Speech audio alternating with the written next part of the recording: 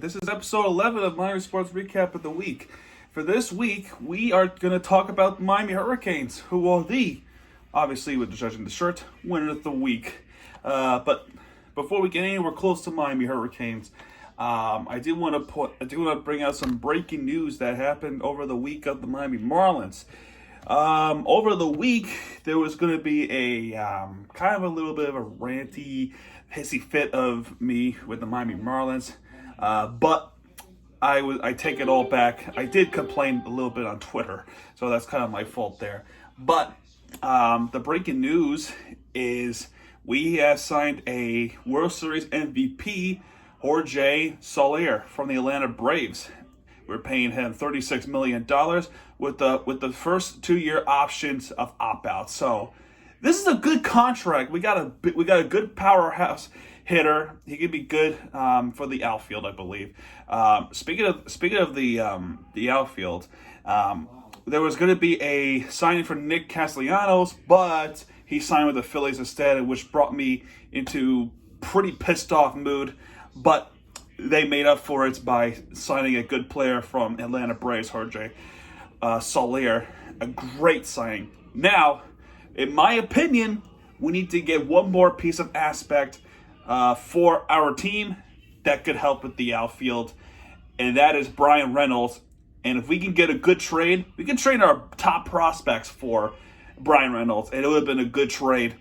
And we would have had a pretty good team, not a great team, but a good team that can give us a good numbers and good year.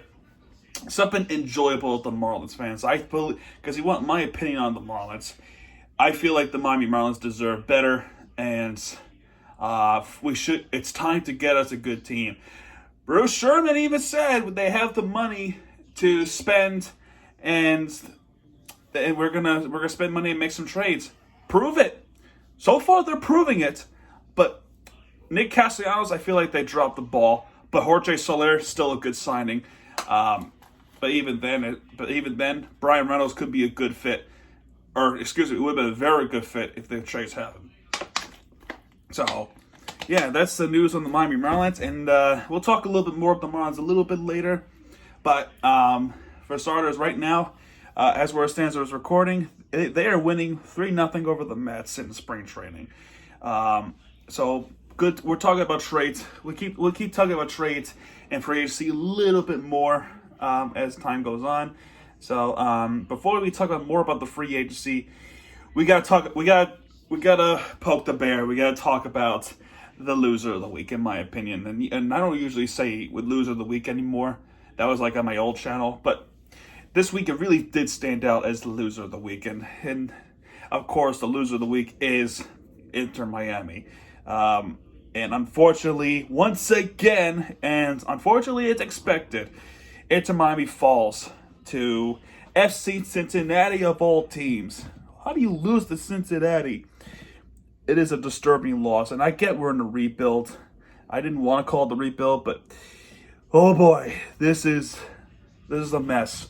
We nuked the team, and we put all the pieces together. And since the preseason that we won the Carolina Challenge Cup, nothing has gone our way. Nothing's gone our way. Let's see. Ronald Matarrita scored first, and then later on it was Brandon Vasquez, and we had a debut on our shoulders for the goalie because. We got breaking news that Keup for our goalie is out 6 to 8 weeks due to a quad injury. So let's see here. Who was our goalie for that game? I think it was Drake Callender. Callender for Inter Miami. He was making his MLS debuts. We did have one goal, which was a penalty goal from Gonzalo Higuain. And then later on in the game, we had a lot of chances, but there was nothing. Brandon Vasquez scores again, and that ultimately sealed the game. So, in my opinion, since our poor defense is poor everywhere, the offense was also poor everywhere. Statistics say that we had We had 13 goals, 13 shots, and 2 on goals. Only 2 shots on goals. And because of this, we are now 14th in the Eastern Conference. And if you ask me, yes, we're dead last in the Eastern Conference because CF Montreal has a better goal differential than Inter Miami does, who only scored 2 this season. And we only played 4 games. 2. This is pathetic. And this is where I have to poke the bear, and I'm gonna get this out of the way. Phil Neville has to go. He's not qualified. He is a terrible coach, and some say it's not even his fault. Yes, it is. It is his fault for the season and how he constructed the team. The way how he constructed this team and how his leadership, there is no structure under Phil Neville. We had a good coach, and we got rid of him in the first season, Diego Alonso. Unfortunately, he was involved in our old GM who broke the rules. And Chris Henderson is trying so hard to fix the rules. They believe in Phil Neville, but us fans, we don't. I'm sorry. We don't believe in Neville. He has to go. He is a terrible coach. He is not even qualified. And also, it doesn't help that he's treating Gonzalo Higuain poorly. He expects goal and assist. He expects him. The word expect. And of course, the poorly constructed team made him feel like a bad guy, thinking that it's his fault. It's really not his fault. Okay, part of the fault is the team itself, but the coach is more to blame for. And I'm sorry. He has to go. If anything, this should be his last season because he is so terrible and so poorly constructed this team. He doesn't even deserve to be here. I'm sorry, Beckham. He's gone. We don't want him anymore. He's gone. Goodbye. Anyway, enough with Inter Miami. A little bit of Miami FC, which they also lost, but compared to Inter Miami, who had a winnable game over Cincinnati, they're in a tough situation over Louisville, which they lost 2-0 in Louisville, Kentucky. Louisville, unlike FC Cincinnati, they are a good team. And the problem with that also remains that they don't have a healthy team. So the team is not 100%, and mostly because of that, the team has short staffed, and they're playing against a very good Louisville team, and of course we will lose this one. So I'm not mad about that loss. Only 2-0, could have been worse. So. Now we're done talking about soccer because soccer was an absolute train wreck. We can talk about football for a little bit. So let's talk about the Dolphins. So we signed some players, and I'll get to it in a second. Dolphin District. So who do we get? We got running back Raheem Mostert on a 1-year deal. It's a running back from the San Francisco 49ers. Fullback Alec Ingold from the Raiders, 2-year deal, $7.5 million. Dolphins are re-signing Aladon Roberts on a 1-year deal. Connor Williams, which by the way I did get it wrong last week. I said it was the Jaguars, which it's way wrong for what I stand. He's from the Dallas Cowboys, and I see that now. So he's from the Cowboys. So we got Connor Williams. We also signed Trent Sherfield from the 49ers as well. And so we're getting some reunion from San Francisco 49ers to Mike McDaniel. And the big talk here for South Florida, for the Miami Dolphins, is right now, as where it stands, Terran Armstead from the New Orleans Saints are currently... where it stands today, they should have an interview, and this is huge. If we get this deal for Terran Armstead, oh boy, this not only the offense is going to be good, but our offensive line will be much better, and they will do a lot to help Tua or Teddy Bridgewater, if depending on the competition, which I think Tua is going to win that competition. I see Teddy more of a mentor than an actual starting QB.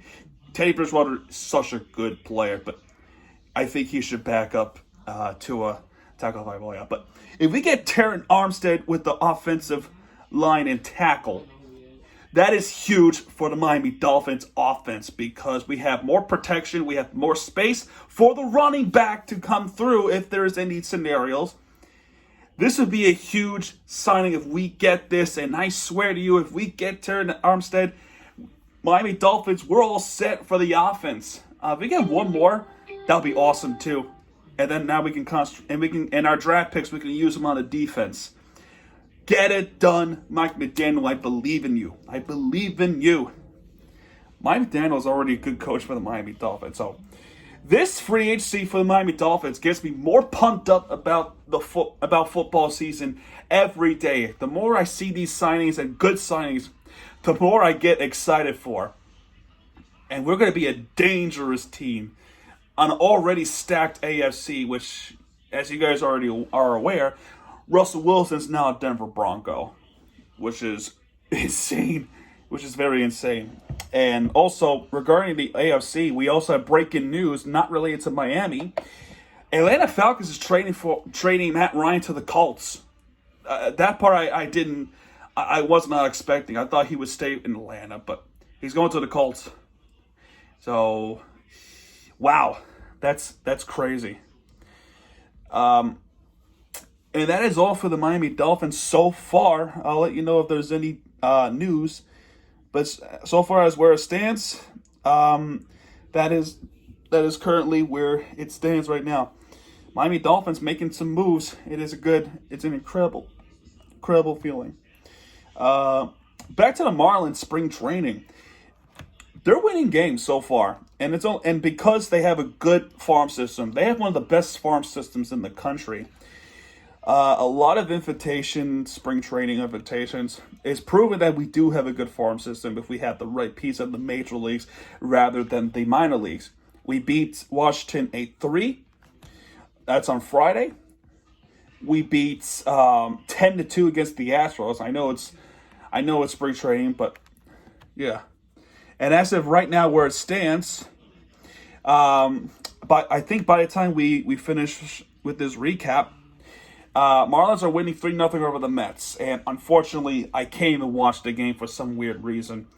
So that is where it stands right now. So spring training, pretty good results so far. And the top of the top prospects, Miami is number one. Marlins is number one. So there is some hope with the right leadership, the right ownership, the good money spending, and not to be cheap, we would be a good baseball team in the future. I believe more in the team itself than I do with the owners. That I'm being blatant with you. I believe in the team more than I believe in the ownership. So that is pretty much where I stand with the baseball right now. So regarding the Hurricanes, the football team, we're still making moves. Apparently, we got more five-star people, and it's crazy to say that we're pretty confident. Speaking of confidence, this is where we talk about next. Florida Panthers. Let's talk about the Florida Panthers, shall we? So, before we talk about anything regarding the score results, we got to bring our attention to the trade. So, all right, let's go. Canadians, we traded the 2023 first round pick and the 2022 fourth round pick, and we traded Ty Smilanic, I don't know how to say it, for Ben Sherratt. So we got Ben Sherratt, and he's playing, and he's gonna play on Thursday, ironically against the Montreal Canadiens. So it's pretty crazy to say, but a defensive guy, a good player, a really good player. So a good addition to that. All right, next we got breaking news from Saturday. This was Saturday. Panthers trade with the Philadelphia Flyers we traded Owen Tippett, 2024 first round pick and 2023 third round pick, in exchange for Claude Garoux, which is huge trade, which indicates for the Florida Panthers, we are going for it. We're going to win this cup. That's it. We are set in stone. We're going for it. We're going to go after this cup. It's not even about the rebuild. It's not even about who's going to make it to the playoffs. We're going for it. That's the message for the NHL. We are going for it. And not only that, we got Connor Bruneman, German Rubstuff, and a 2024 fifth round pick from the Philadelphia Flyers. This is a big trade, and that's a good trade too, because we got a good defensive guy who can help with the defensive scores, and because of this, I think we're going for it. I think this is our year. There was one more trade, and that was for the Buffalo Sabres. Robert Hagg reunites with Sam Reinhart from Buffalo. In exchange, we gave away the 2022 sixth round pick to the Buffalo Sabres, but we got another defensive player. He has 8 points in 48 games, but he is a good, solid defenseman, and he can really help out with the defense in 11 games left of the year, or maybe more than 11. But season's coming to an end. We're making the playoffs, and now we're going for it. We are going for the cup, plain and simple. Get ready. Now let's talk about the score updates. So before I talk about anything else, I want to go back to the Kings game, which we have to talk about the referee issue of this week. As you are aware, there was a tripping penalty that did not call on LA, but it's called on us instead. And that's one of the reasons that we lost the game in the shootout.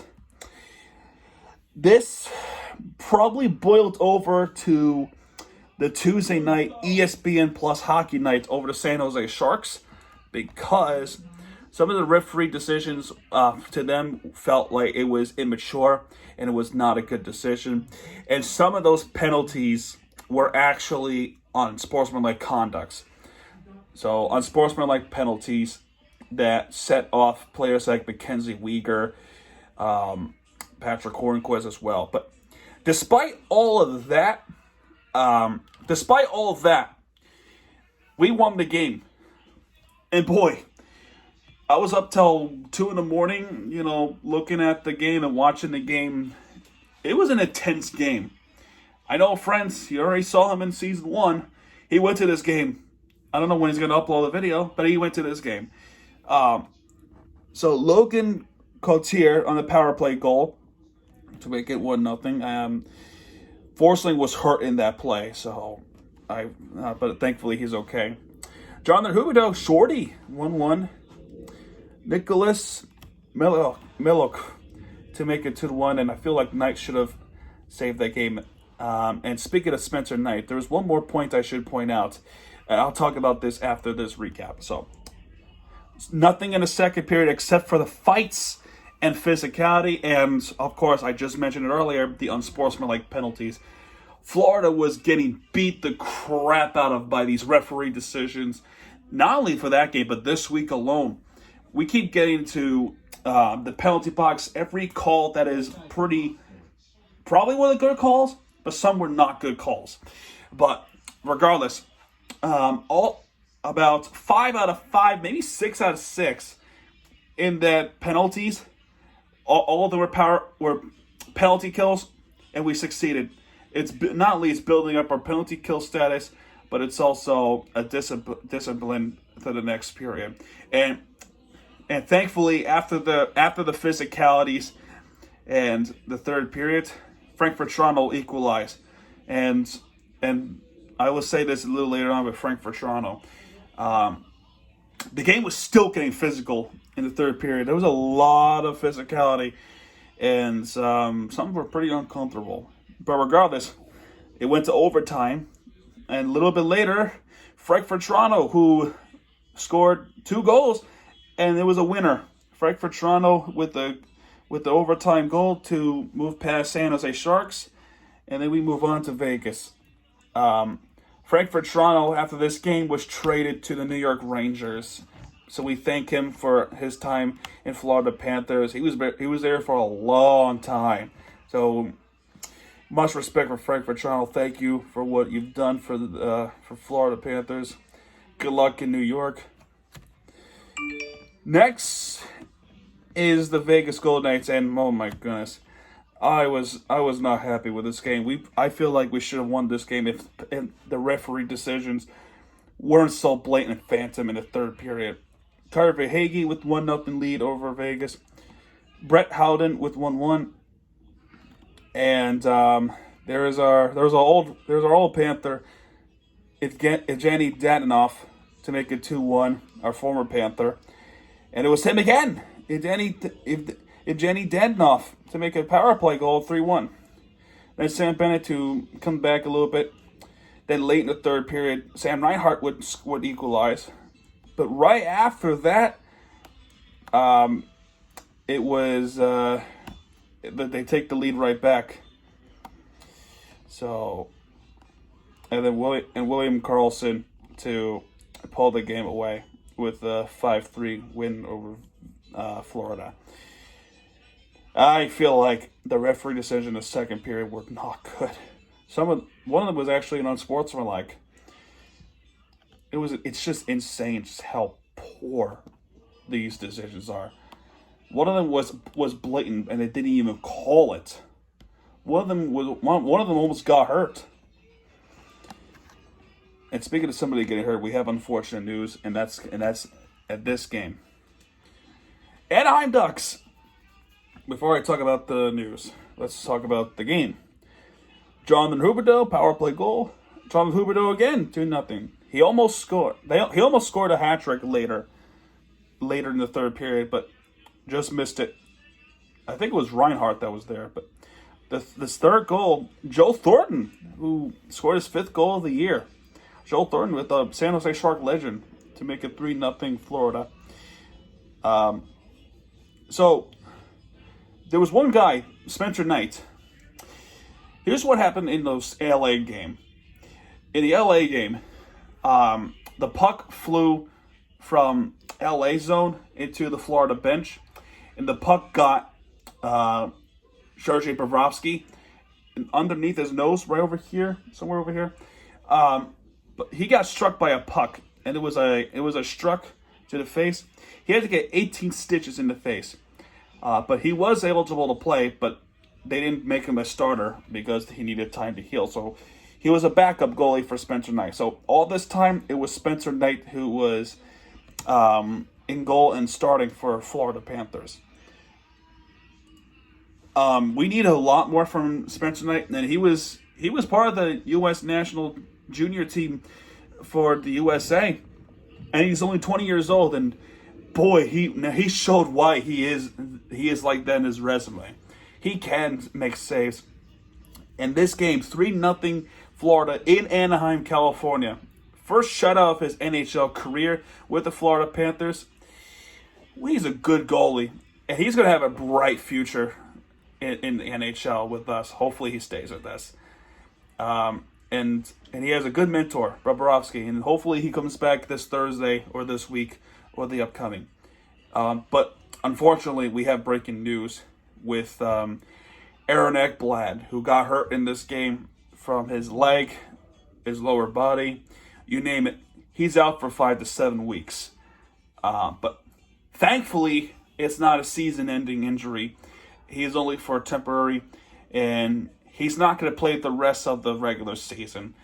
However, he will be back for the playoffs. So by the time his rehab is done, the playoffs we're in, he's coming back. And boy, we would need him a lot. So yeah, folks, Aaron Ekblad, thank God he's not a season-ending injury. We do have a break until Thursday.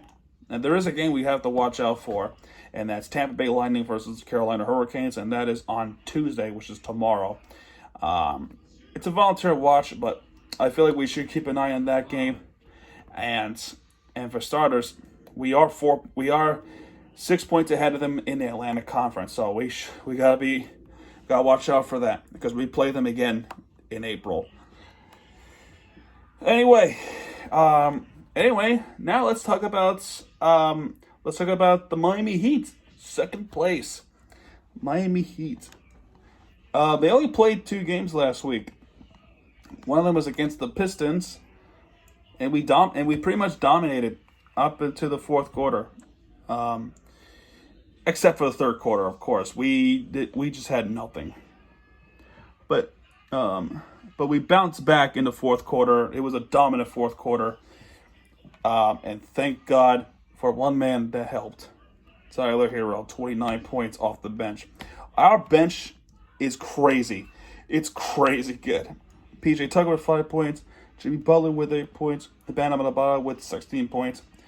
Kyle Lowry with 6 points. Duncan Robinson with 12 points. And again, Tyler Hero with 29 points. And Strus with 16 points. So, what a fun game to watch at the end. It was a great day. And it was also the day that I reached 1,000 followers on TikTok. So, yeah, Jimmy Butler making some assists, as well as Kyle Lowry. Tyler Hero, he carried the team up in the fourth quarter. He was everywhere. So thank you, Tyler Hero, for that. Their next game is against the Oklahoma City Thunder. This was no issue. This is a no-issue game for us. So let's see. PJ Tucker with none. He was more of a defender. Bam Adebayo with 19 points. Kyle Lowry with 16 points. Gabe Vincent with 2 points. Duncan Robinson 19 points. Tyler Hero with 26 points. Max Strus with 12 points. Caleb Martin with 11 points. Marcus Morris with 13 points. And Haslam with 2 points. I haven't heard that name in a while. Haslam. He scored some points in his legendary career with Miami Heat. Jimmy Butler was out due to his toe. And Victor Oladipo was also out due to his back spasms. So, oh my gosh. So this game was a pure dominance. But one thing that really stood out for the rest of the game, and I will say this with heart and soul, is Max Strus from the logo to shoot that crazy three-pointer from the logo, and that's even a buzz beater too against Oklahoma City Thunder. Max Strus with a nice shot. I would say Max Strus all the way over here just shoots to beat the shot clock, and he did just then. He got it. He got the shot. It was a crazy shot too, and we got some and one that's really cool. Miami Heat is rolling. And tonight we got the Philadelphia 76ers, which, by the way, they changed the time to 7:30, so it's a little earlier game. Joel Embiid is out, so we should beat them, but we have to look at James Harden as well and Danny Green. So those are the players to watch out for, because just like the Florida Panthers, Miami Heat, we are going for it as well. And speaking of which, we have the letter Y in our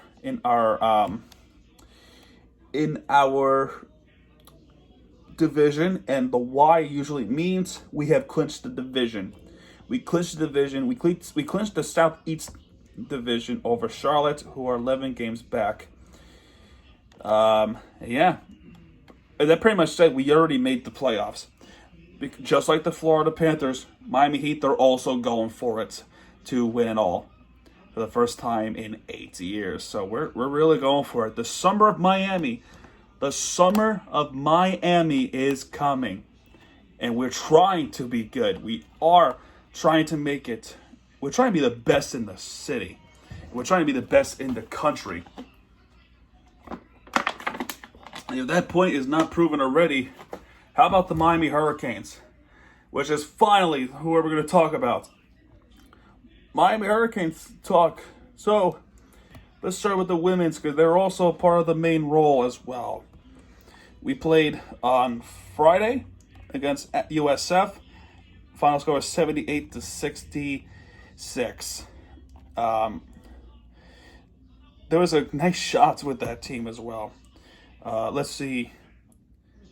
Pentende, I forgot, sorry. 11 points. Harden with 2 points. Williams with 10 points. Erjovic with 14 points. And Marshall with 12 points. Our defense was everywhere in this game. And we move on against South Carolina, which we knew was going to be a fought and hard battle. But unfortunately, we just had nothing in the second quarter. We only scored 3 points in the second quarter, and none of them were field goals. None of them were field goals. And those 3 points we scored in the second quarter were all free throws. South Carolina Gamecocks shut us down in that game. So we just had barely anything. With this team, they did their heart. They played their best. They played their hardest. So we congratulate them for making it that far into the March Madness. Really proud of them. Good season, and we wait for the next one. And finally, the winner of the week, Miami Hurricanes men's team. In the March Madness, we start on Friday in the first round. We played against USC Trojans I think we were in, I forgot where we are, but, oh no, we were in Greensville, South Carolina. So we were in South Carolina when we played. So Wardenberg, 5 points. Isaiah Wong, 22 points. Miller with 6 points. Moore with 16 points. And McGusty with 12 points. Isaiah Wong was the heart and soul of this game, and he made some clutch shots that we badly needed. And same with Charlie Moore. We needed them to step up, and boy, they did. Isaiah Wong was fouled out in this game as well, but Charlie Moore made some clutch free throws. Actually, Wardenberg also made a clutch free throw. So anxiety was built up until the end. There were so many lead changes in this game, from USC to Miami, USC to Miami. In the end, all of us ran out of timeouts, and Miami Hurricanes prevailed over USC. It was a tough game, and it was a good game to watch. And we made it to the second round against Auburn. USC is in Los Angeles school, so a little to the degree is a little bit of a revenge from a couple of years ago, but not a total revenge. So that is key points. And another key point here is what happened last night, which was huge. No, we played against Auburn Tigers, which is an Alabama school. 79-61. And the other game was 68-66, I believe. Let me check. Yeah. For this game, 79-61. Isaiah Wong, play of the game, is that one-hand jam over Jabari Smith. A one-hand slam dunk. Wardenberg with 7 points. Isaiah Wong, player of the game, in my opinion, with 21 points. Miller with 12 points. Moore with 15 points. And McGusty with the clutch shots as well with 20 points. This game, I thought it was going to be a close game up until the end. But this defense overwhelmed Auburn, which, by the way, don't let it fool you. Number 2 in the region, right? They were also number 2 in the country. They were at one point, and they were number 1 at some point until Baylor took over. And then Gonzaga ended up taking over. But they were number 1 at one point, Auburn. So that is a crazy game to even watch out of anyone, because we had an overmatched advantage. And it was crazy. This was a crazy game to watch defensively. It ended up being a blowout in the second half. So, Miami Hurricanes with a huge statement for the cross March Madness. And we're getting closer. We're getting pretty close. And I hope we get even closer in the tournament, because on Friday we got Iowa State.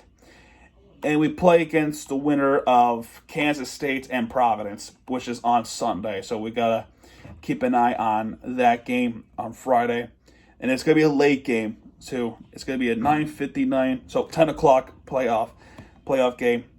So a lot of anxiety build up for not just for the Hurricanes, but for the rest of the sports teams, the Florida Panthers and Miami Heat. Oh boy, and we reached the close. We got the Sweet 16. If we win this game, we go to Elite 8 and eventually the Final Four. That's if we cut across this game on Friday and a game across the one on Sunday. If we did win this game, so let's see what happens. I'm very confident. I'm very excited. But that's going to do it, folks. We just did Miami Sports Recap of the Week, Episode 11. This was a long and talk recap, and I hope you enjoyed this video. A lot of exciting things happening for the Miami Sports City, exception of soccer, of course. But hopefully they get better soon. But everything else, everything's going the way that I wanted and we wanted. So a lot of exciting things happening. So thank you guys for watching this video. If you like this video, hit that like button, subscribe for more content because we have your back when we do. We're right there for the entertainment you deserve. Miami TVD sign up, folks. Good night, everybody.